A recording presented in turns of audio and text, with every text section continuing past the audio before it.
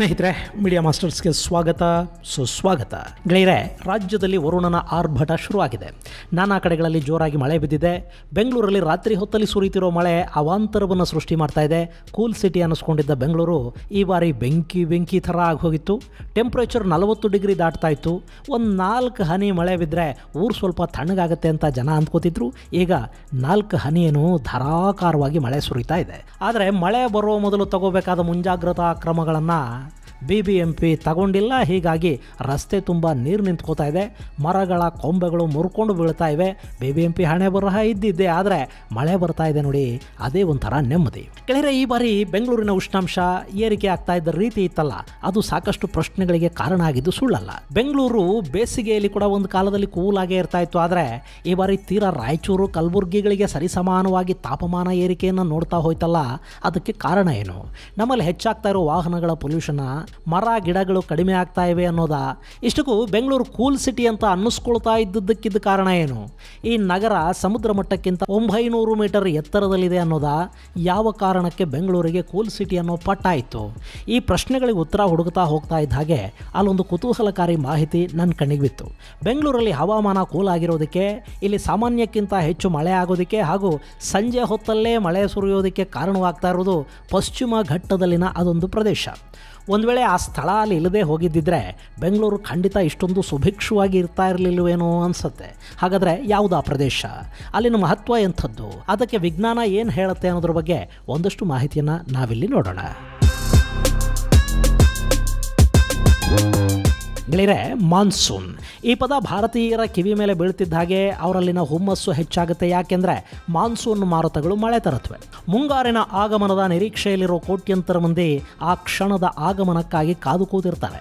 ಮುಂಗಾರು ಚೆನ್ನಾಗಾದರೆ ಈ ದೇಶ ಸುಭಿಕ್ಷವಾಗಿರುತ್ತೆ. ಒಮ್ಮೆ ಮುಂಗಾರು ಕೈಕೊಟ್ರೆ ಇಲ್ಲಿನ ಆಹಾರ ಉತ್ಪಾದನೆಯೇ ಏರುಪೇರಾಗಿ ಹೋಗುತ್ತೆ. ಹೀಗಾಗಿನೇ ಭಾರತದ ಜನ ಮುಂಗಾರು ಮಳೆಗಾಗಿ ಕಾಯೋದು. ಈ ಮುಂಗಾರು ಮಳೆ ಭಾರತಕ್ಕೆ ಮೊದಲು ಎಂಟ್ರಿ ಆಗೋದು ಕೇರಳದ ಮೂಲಕ. ಪೆಸಿಫಿಕ್ ಸಾಗರದಲ್ಲಿನ ಟ್ರೇಡ್ ವಿಂಡ್ಸ್ ಆಸ್ಟ್ರೇಲಿಯಾನ ಮುಟ್ಟಿ ಅಲ್ಲಿಂದ ಮೋಡಗಳ ರೂಪ ತಾಳಿ ಅವು ಹಿಂದೂ ಮಹಾಸಾಗರದ ಮೂಲಕ ಭಾರತಕ್ಕೆ ಕಾಲಿಡುತ್ತವೆ. ಈ ಹಾದಿಲಿ ಮೊದಲು ಸಿಗೋದು ಕೇರಳ. ಹೀಗಾಗಿನೇ ಕೇರಳಕ್ಕೆ ಮುಂಗಾರಿನ ಆಗಮನ ಯಾವಾಗ ಆಗತ್ತೆ ಅನ್ನೋದನ್ನು ಹವಾಮಾನ ಇಲಾಖೆ ಕಾದು ನೋಡ್ತಾ ಇರತ್ತೆ. ಒಮ್ಮೆ ಮುಂಗಾರು ಕೇರಳಕ್ಕೆ ಎಂಟ್ರಿ ಕೊಟ್ಟರೆ ಆನಂತರ ನಿಧಾನವಾಗದು ಇಡೀ ಭಾರತವನ್ನು ಆವರಿಸ್ತಾ ಹೋಗುತ್ತೆ. ಇದು ಸಾಮಾನ್ಯವಾಗಿ ಎಲ್ಲರಿಗೂ ಗೊತ್ತಿರೋದೆ. ಆದರೆ ಬೆಂಗಳೂರು ಇದೆಯಲ್ಲ, ಈ ಭಾಗದಲ್ಲಿ ಹೆಚ್ಚು ಮಳೆ ಆಗೋದಕ್ಕೆ ಮುಂಗಾರು ಮಾರುತಗಳ ಜೊತೆ ಅದೊಂದು ಸ್ಥಳ ಕೂಡ ಕಾರಣ. ಯಾಕೆಂದರೆ ಆ ಸ್ಥಳ ಇಲ್ಲದೆ ಹೋಗಿದ್ದಿದ್ರೆ ಮುಂಗಾರು ಮಾರುತಗಳಾಗಲಿ, ಅರಬ್ಬಿ ಸಮುದ್ರದ ಮೇಲೆ ಬೀಸುವ ತಂಗಾಳಿಯಾಗಲಿ ಬೆಂಗಳೂರಿಗೆ ಹೆಚ್ಚಿನ ಪ್ರಮಾಣದಲ್ಲಿ ತಲುಪೋದಕ್ಕೆ ಸಾಧ್ಯ ಆಗ್ತಿರಲಿಲ್ಲ. ಇವತ್ತು ಬೆಂಗಳೂರು ಕೂಲ್ ಸಿಟಿ ಅಂತ ಕರೆಸ್ಕೊಳ್ಳುತ್ತೆ ಅಂದರೆ ಅದಕ್ಕೆ ಕಾರಣ ಆಗ್ತಾ ಇರೋದು ಅದೊಂದು ಸ್ಥಳ. ಅದರ ಹೆಸರು ಪಾಲ್ಘಾಟ್ ಗ್ಯಾಪ್.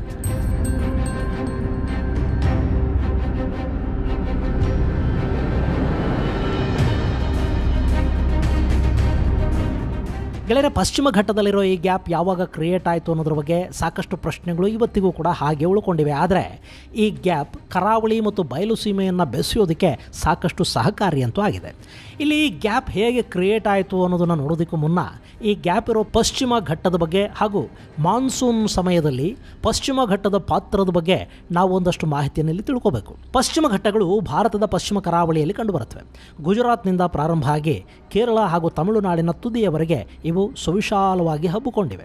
ಸರಿಸುಮಾರು 1600 ಕಿಲೋಮೀಟರ್ನಷ್ಟು ಉದ್ದ ಇರೋ ಈ ಪಶ್ಚಿಮ ಘಟ್ಟಗಳು ಭಾರತದ ಪ್ರಾಚೀನ ಘಟ್ಟಗಳು ಅಂತ ಕೂಡ ಕರೆಸ್ಕೊಳ್ಳುತ್ತವೆ. ಅಲ್ಲದೆ ಇಲ್ಲಿರೋ ಜೀವ ವೈವಿಧ್ಯ ಹಾಗೂ ಸಸ್ಯ ರಾಶಿ ಈ ಪಶ್ಚಿಮ ಘಟ್ಟಗಳನ್ನು ಯುನೆಸ್ಕೋದ ವಿಶ್ವ ಪಾರಂಪರಿಕ ತಾಣಗಳ ಪಟ್ಟಿಯಲ್ಲಿ ಸ್ಥಾನ ಪಡ್ಕೊಳ್ಳೋ ಹಾಗೆ ಮಾಡಿದೆ. ಜಗತ್ತಿನ 18 ಬಯೋಡೈವರ್ಸಿಟಿ ತಾಣಗಳ ಪೈಕಿ ಇದು ಕೂಡ ಒಂದು ಅನ್ನೋದು ಹೆಮ್ಮೆಯ ಸಂಗತಿ. ಇನ್ನು ಈ ಪಶ್ಚಿಮ ಘಟ್ಟದ ಸಾಲಲ್ಲಿ ಪ್ರತಿ ವರ್ಷ ಸರಾಸರಿ 250 ಸೆಂಟಿಮೀಟರ್ನಷ್ಟು ಮಳೆ ಆಗುತ್ತೆ. ಹಾಗೆಯೇ ಕಡಿಮೆ ಅಂದರೆ 100 ಸೆಂಟಿಮೀಟರ್ನಷ್ಟು ಮಳೆಯನ್ನು ಪಡೆಯೋ ಪಶ್ಚಿಮ ಘಟ್ಟಗಳು ಅತಿ ಹೆಚ್ಚು ಅಂದರೆ 900 ಸೆಂಟಿಮೀಟರ್ನಷ್ಟು ಮಳೆಯನ್ನು ಪಡ್ಕೊಳ್ತವೆ. ಅದರಲ್ಲೂ ಮಹಾರಾಷ್ಟ್ರದಲ್ಲಿ ಮಳೆಯ ಪ್ರಮಾಣ ಹೆಚ್ಚು ಅಂತ ಹೇಳ್ತಾರೆ. ಇನ್ನು ಪಶ್ಚಿಮ ಘಟ್ಟಗಳಲ್ಲಿ ಬೀಳೋ ಮಳೆ ಕೋಟ್ಯಂತರ ಜನರನ್ನು ಸಾಕ್ತಾ ಇದೆ ಕೂಡ. ಯಾಕೆಂದರೆ ದಕ್ಷಿಣ ಭಾರತದ ಪ್ರಮುಖ ನದಿಗಳಾದ ಗೋದಾವರಿ, ಕೃಷ್ಣ, ಕಾವೇರಿ, ತುಂಗಭದ್ರಾ ನದಿಗಳು ಉಗಮ ಆಗೋದು ಪಶ್ಚಿಮ ಘಟ್ಟದಲ್ಲೇ. ಸೊ ಪಶ್ಚಿಮ ಘಟ್ಟಗಳು ದಕ್ಷಿಣ ಭಾರತವನ್ನು ಸಲಹುತ್ತಾ ಇವೆ ಅಂದರೆ ಖಂಡಿತ ತಪ್ಪೇನಾಗೋದಿಲ್ಲ. ಇಂಥ ಪಶ್ಚಿಮ ಘಟ್ಟಗಳು ಅತಿ ಹೆಚ್ಚು ಮಳೆಯನ್ನು ಪಡ್ಕೊಳ್ಳೋದು ಮಾನ್ಸೂನ್ ಮಾರುತಗಳಿಂದ.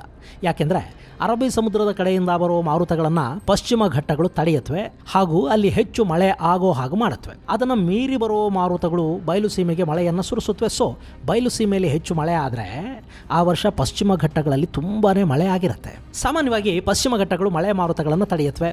ಅಷ್ಟಾದರೂ ಕೂಡ ತಮಿಳುನಾಡು ಹಾಗೂ ಮೈಸೂರು ಕರ್ನಾಟಕದ ಭಾಗದಲ್ಲಿ ಸುಲಭವಾಗಿ ಹೇಗೆ ಮಳೆ ಆಗುತ್ತೆ ಅನ್ನೋ ಕುತೂಹಲ ನಮ್ಮನ್ನು ಕಾಡದೇ ಇರೋದಿಲ್ಲ. ಈ ಕುತೂಹಲಕ್ಕೆ ಉತ್ತರನೇ ಪಾಲ್ಘಾಟ್ ಗ್ಯಾಪ್.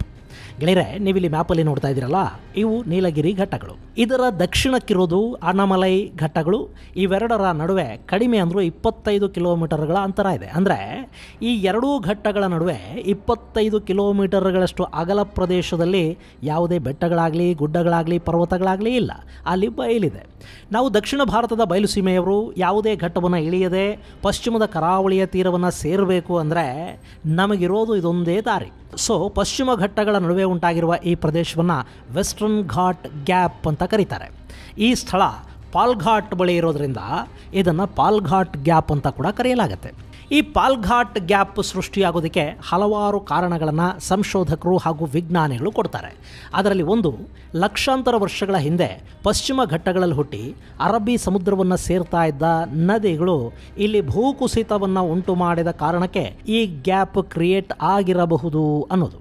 ಆದರೆ ಇದನ್ನು ಹೆಚ್ಚಿನ ಸಂಖ್ಯೆಯ ಸಂಶೋಧಕರು ಒಪ್ಪೋದಿಲ್ಲ. ಯಾಕೆಂದರೆ ಪಶ್ಚಿಮ ಘಟ್ಟಗಳು ಕೇವಲ ಮಣ್ಣಿನಿಂದ ಮಾತ್ರ ನಿರ್ಮಾಣ ಆಗಿಲ್ಲ, ಅಲ್ಲಿ ಬಸಾಲ್ಟ್ ಕಲ್ಲುಗಳೂ ಇವೆ.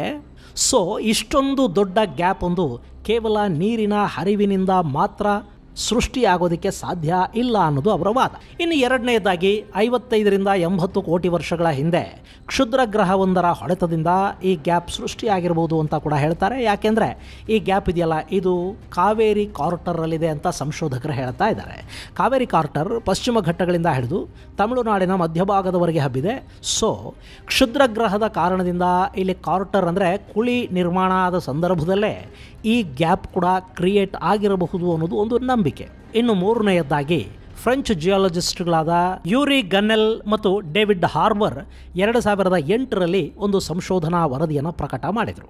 ಆ ವರದಿಯಲ್ಲಿ ಈ ಪಾಲ್ಘಾಟ್ ಗ್ಯಾಪ್ ಅನ್ನೋದು ಆಫ್ರಿಕಾದಿಂದ ಭಾರತ ಬೇರ್ಪಟ್ಟಾಗ ಉಂಟಾಗಿರುವ ಗ್ಯಾಪ್ ಅನ್ನೋದನ್ನು ಅವರು ಸ್ಪಷ್ಟಪಡಿಸ್ತಾರೆ. ಗೊಂಡವಾನಾದಿಂದ ಭಾರತ, ಆಸ್ಟ್ರೇಲಿಯಾ, ಆಫ್ರಿಕಾ ಹಾಗೂ ಮಡಗಾಸ್ಕರ್ಗಳು ಬೇರೆ ಬೇರೆ ಆದ ಸಂದರ್ಭದಲ್ಲಿ ಮಡಗಾಸ್ಕರ್ ಮತ್ತು ಭಾರತದ ನಡುವೆ ಇಂಥದ್ದೊಂದು ವಿದ್ಯಮಾನ ಏರ್ಪಟ್ಟಿದೆ. ಹೀಗಾಗಿ ಈ ಪಾಲ್ಘಾಟ್ ಗ್ಯಾಪ್ಗೂ ಮಡಗಾಸ್ಕರ್ನಲ್ಲಿರುವ ರಣೋತ್ಸರ ಗ್ಯಾಪ್ಗೂ ಸಂಬಂಧ ಇದೆ ಅಂತ ಯೂರಿ ಗನ್ನೆಲ್ ಹಾಗೂ ಡೇವಿಡ್ ಹಾರ್ಬರ್ ಹೇಳ್ತಾರೆ.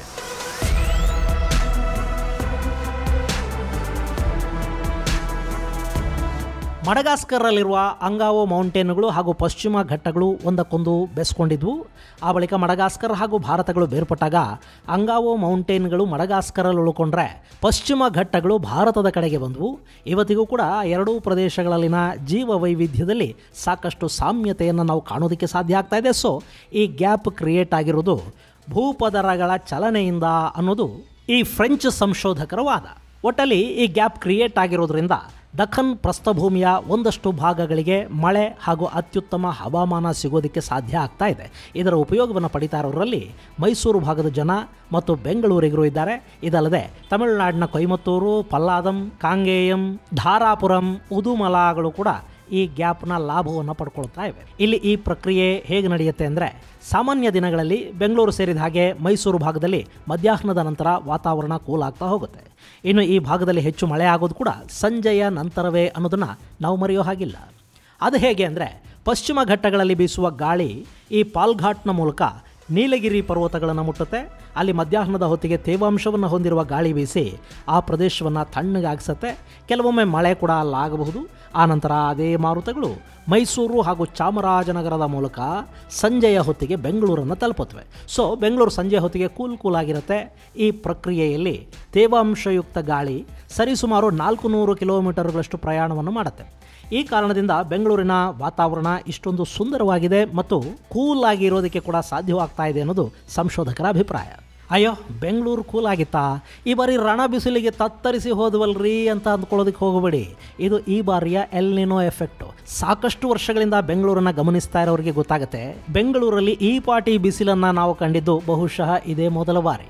ಈ ರೀತಿಯ ಘಟನೆಗಳು ಪ್ರಾಕೃತಿಕ ಬದಲಾವಣೆಗಳಿಂದ ನಡೆಯುತ್ತವೆ. ಆದರೆ ಪಾಲ್ಘಾಟ್ ಗ್ಯಾಪ್ ಮಾತ್ರ ಬೆಂಗಳೂರು, ಮೈಸೂರು, ಊಟಿಗಳನ್ನು ಯಾವಾಗಲೂ ಸುಂದರವಾಗಿ ಇಡ್ತಾ ಬಂದಿದೆ. ಮಾನ್ಸೂನ್ ಸಮಯದಲ್ಲಿ ಎಲ್ಲಿ ಮಳೆ ಆಗುತ್ತೋ ಬಿಡುತ್ತೋ, ಮಧ್ಯಾಹ್ನದ ನಂತರ ಊಟಿಯಲ್ಲಿ, ಸಂಜೆಯ ನಂತರ ಬೆಂಗಳೂರಲ್ಲಿ ಖಂಡಿತ ಮಳೆ ಆಗೋ ಹಾಗೆ ಈ ಪಾಲ್ಘಾಟ್ ಗ್ಯಾಪ್ ಮಾಡ್ತಾ ಇದೆ. ಇದಲ್ಲದೆ ಬೆಂಗಳೂರಲ್ಲಿ ಹೆಚ್ಚು ಮೋಡ ಕವಿದ ವಾತಾವರಣ ಸೃಷ್ಟಿಯಾಗೋದಕ್ಕೆ ಕೂಡ ಪಾಲ್ಘಾಟ್ ಗ್ಯಾಪೇ ಕಾರಣ ಅಂತ ಹೇಳ್ತಾರೆ. ಒಟ್ಟಲ್ಲಿ ಪಶ್ಚಿಮ ಘಟ್ಟಗಳಲ್ಲಿ ಉಂಟಾಗಿರುವ ಒಂದು ಗ್ಯಾಪು ದಕ್ಕನ್ ಪ್ರಸ್ಥಭೂಮಿಯಲ್ಲಿ, ಅದರಲ್ಲೂ ಸಮುದ್ರ ಮಟ್ಟದಿಂದ 900 ಮೀಟರ್ ಎತ್ತರದಲ್ಲಿರುವ ಪ್ರದೇಶಗಳನ್ನು ತಂಪಾಗಿಡೋದಕ್ಕೆ ಸಹಕಾರಿಯಾಗತ್ತೆ. ಅಂದರೆ ಅದು ಪ್ರಾಕೃತಿಕ ವಿಸ್ಮಯ ಅಲ್ಲದೆ ಮತ್ತಿನ್ನೇನು. ನಾವು ಮೈಸೂರು ಕರ್ನಾಟಕದವರು ಅತ್ಯುತ್ತಮ ಹವಾಮಾನವನ್ನು ಅನುಭವಿಸ್ತಾ ಇದ್ದೀವಿ ಅಂದರೆ ಅದಕ್ಕೆ ಕಾರಣ ಇದೇ ಪಾಲ್ಘಾಟ್ ಗ್ಯಾಪು. ಇನ್ನು ಈ ಗ್ಯಾಪ್ ಕ್ರಿಸ್ತ ಪೂರ್ವದಲ್ಲಿ ಪ್ರಮುಖ ಟ್ರೇಡ್ ರೂಟ್ ಕೂಡ ಆಗಿತ್ತು. ಚೇರ ರಾಜರು ಇಡೀ ಕೇರಳವನ್ನು ಆಕ್ರಮಿಸೋದಕ್ಕೆ ಈ ಗ್ಯಾಪ್ ದಾರಿ ಮಾಡಿಕೊಡ್ತು ಅನ್ನೋದು ಕೂಡ ಸತ್ಯನೇ. ಹಾಗೆಯೇ ತಮಿಳುನಾಡಲ್ಲಿ ಬೆಳೀತಾ ಇದ್ದ ಸಾಂಬಾರು ಪದಾರ್ಥಗಳನ್ನು ಸುಲಭವಾಗಿ ಪಶ್ಚಿಮ ಕರಾವಳಿಯನ್ನು ತಲುಪಿಸೋದಕ್ಕೆ ಸಹಾಯ ಮಾಡ್ತಾ ಇದ್ದದ್ದು ಕೂಡ ಇದೇ ಪಾಲ್ಘಾಟ್ ಗ್ಯಾಪು. ಇನ್ನು ತಮಿಳುನಾಡಿನ ಒಂದಷ್ಟು ಜನ ಕೇರಳಕ್ಕೆ ಹೋಗಿ ನೆಲೆಸೋದಕ್ಕೆ ಕೂಡ ಇದೇ ಗ್ಯಾಪ್ ಸಹಾಯ ಮಾಡ್ತು. ಹಾಗೆಯೇ ಟಿಪ್ಪು ಹಾಗೂ ಅವರಪ್ಪ ಹೈದರ್ ಅಲಿ ಕೇರಳದ ಮೇಲೆ ದಂಡೆತ್ತಿ ಹೋಗಿ ದಾಳಿಗಳನ್ನು ನಡೆಸೋದಕ್ಕೆ ಅನುವು ಮಾಡಿಕೊಟ್ಟದ್ದು ಕೂಡ ಇದೇ ಗ್ಯಾಪು. ಸೊ ಐತಿಹಾಸಿಕವಾಗಿ, ಪ್ರಾಕೃತಿಕವಾಗಿ, ಭೌಗೋಳಿಕವಾಗಿ ಈ ಪಾಲ್ಘಾಟ್ ಗ್ಯಾಪ್ ಅನ್ನೋದು ತುಂಬಾ ಇಂಪಾರ್ಟೆಂಟ್ ಅನ್ನಿಸ್ಕೊಳ್ತಾ ಇದೆ. ಇನ್ನು ಮೇಲೆ ಬೆಂಗಳೂರಿಗರು ಮಳೆ ಬಂದಾಗಲೆಲ್ಲ ಒಮ್ಮೆ ಈ ಪಾಲ್ಘಾಟ್ ಗ್ಯಾಪನ್ನು ನೆನಪು ಮಾಡ್ಕೊಳ್ಳಿ, ಆಯಿತಾ? ಇದು ಗೆಳೆಯರೆ ಬೆಂಗಳೂರಿನ ಹವಾಮಾನವನ್ನು ಸುಂದರವಾಗಿಟ್ಟಿರುವ ಹಾಗೂ ಮೈಸೂರು ಭಾಗಕ್ಕೆ ವರವಾಗಿರುವ ಪಾಲ್ಘಾಟ್ ಗ್ಯಾಪ್ ಕುರಿತಾದ ಒಂದಷ್ಟು ಮಾಹಿತಿ. ಮುಂದಿನ ಸಂಚಿಕೆಯಲ್ಲಿ ಮತ್ತಷ್ಟು ವಿಶೇಷಗಳ ಜೊತೆ ಮತ್ತೆ ಭೇಟಿಯಾಗೋಣ. ಅಲ್ಲಿವರೆಗೆ ಜೈ ಹಿಂದ್, ಜೈ ಕರ್ನಾಟಕ.